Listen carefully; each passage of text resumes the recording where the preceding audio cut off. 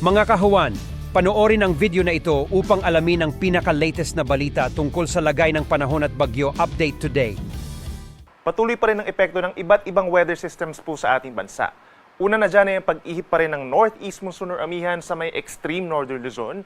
At ang shear line naman po sa may silangang parte ng northern Luzon, ito yung linya kung saan nagtatagpo po ang malamig na amihan at mainit na easterlies. At meron pa tayong Intertropical Convergence Zone or ITCZ sa timog at silangang parte po ng Mindanao.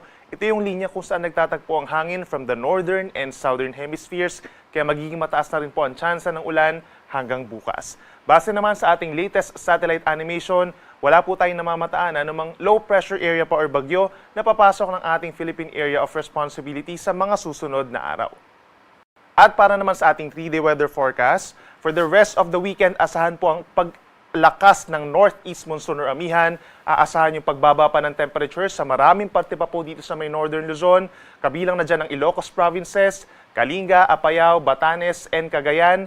Dulot nga po yan ng amihan, habang ang shear line o yung banggaan ng mainit at malamig na hangin ay iiral pa rin po dito sa may Isabela, down to Aurora, Quezon, and dito rin sa may Bicol region. Banggaan po yan ng mainit at malamig na hangin. Pero aasahan din po yung mga kalat-kalat na mga pag-ulan at mga thunderstorms. Make sure na meron tayong dalampayong kung lalabas ng bahay.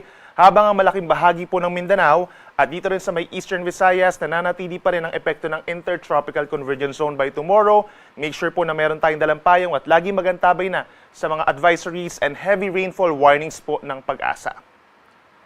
Pagsapit naman ng Monday and Tuesday, that's December 9 and December 10 po, asahan din ang mataas na chance na panampag-ulan dito po sa may Central Luzon, Southern Luzon, and Visayas dahil dun sa pag-akyat ng shear line o yung banggaan nga po ng mainit at malamig na hangin.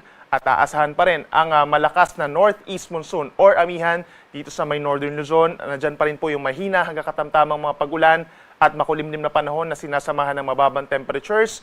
Make sure po dito sa ating mga kababayan sa may Aurora, Quezon Province, make sure na meron tayong dalang pananggalang sa ulan at mag-ingat din po sa banta ng baha. Dito rin sa may Bicol Region, Eastern Visayas, pinakamatataas po ang tsansa ng ulan, habang magkakaroon din ng mataas na tsansa ng ulan for the rest of Central, Southern Luzon and Visayas sa susunod pa na 2 araw.